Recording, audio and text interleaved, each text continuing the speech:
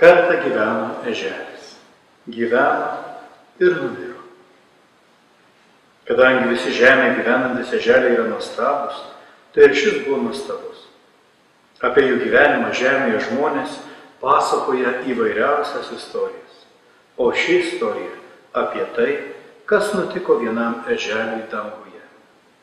Pateko eželis į dangų, vaikštinėja, žvalgosi, labai jam čia patinka. Daug žalios žolytės, kuri pilvuką kutenavoja, daug debesėlių, kurie virš galvos plaukiavoja ir dar daug visko, kurie visaip viskiavoja. Taip jam ten bebūnant, ėmė artintis žolinių šventė. Žolinės tai diena, kuomet visi dangaus gyventojai džiaugsmingai prisimena ir švenčia Dievo mamos, mergelės Marijos dangun atvykimo šventę. Visi ruošiasi kaip išmano.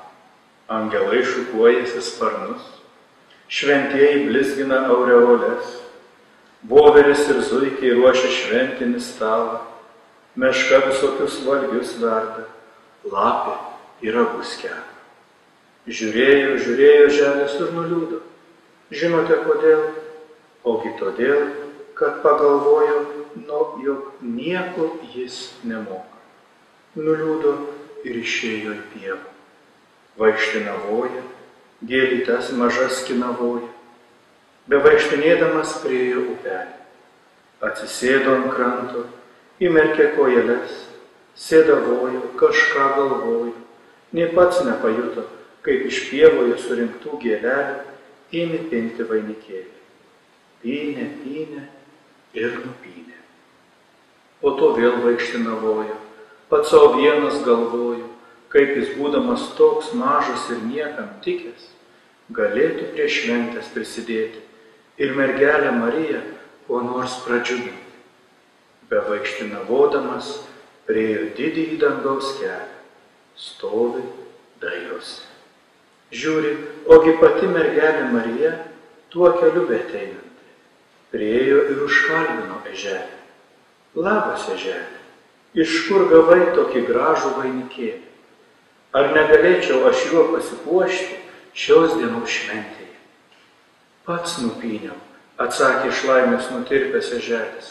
Štai, imkite. Ta vakarą visi stebėjosi Marijos grožiu ir kraipydami galveles kalbėjo. Koks gražus eželio nupintas vainikėlis. Graži tąsyk danguje buvo šventė. Vieni šoko, kiti šokavojo, vieni dainavo, kiti dainavojo ir visi visaip linksminosi bei linksminavojosi. O tą mažajam eželio atminti mergelė Marija žemėje padarė mažytį stebuklą. Nuo tos dienos visi kaktusai žemėje žydi pačiais nuostabiausiais žiedais.